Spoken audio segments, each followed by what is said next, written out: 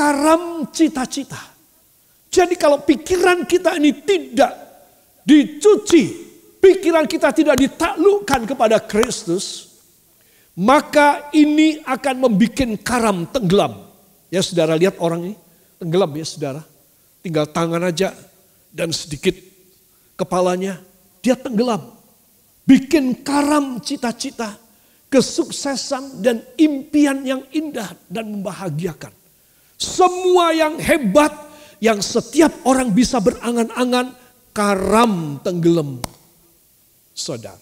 Nah, kalau saudara melihat gambar ini dan tulisan saya ini, maka kita harus yakin, aku harus waspada. Kalau begitu aku harus hati-hati. Jangan sampai aku pada mendekati kematianku, aku tenggelam.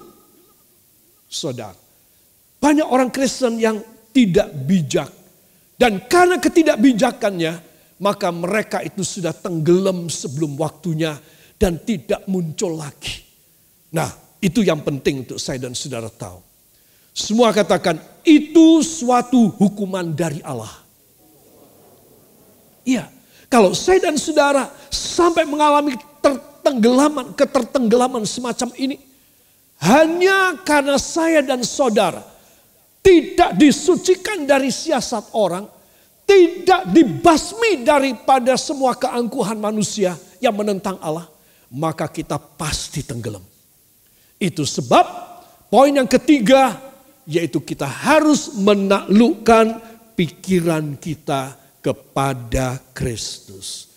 Semua katakan, supaya hidup saya tidak dibayang-bayangi hukuman Allah.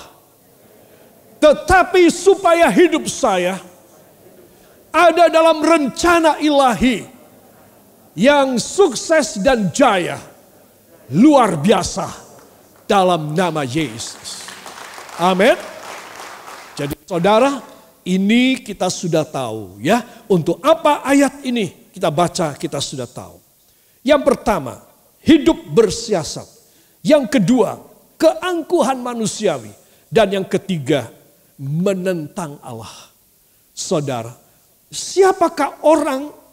Jadi kalau saya mengoreksi diri saya sendiri, saya ngerumangsani, saya introspeksi dalam diri saya. Oh, aku hidupnya penuh siasat enggak ya? Aku angkuh enggak ya? Aku menentang Allah enggak? Ini adalah 3 tolok ukur. Katakan 3 tolok ukur. Untuk menilai siapa saya, supaya saya selamat. Ya, jadi ini penting sekali supaya kita tidak kena hukuman dari Allah. Itu sebab kita harus mengetahui hidup yang bersiasat itu seperti apa. Angkuh kita sudah tahu, menentang Allah kita sudah tahu.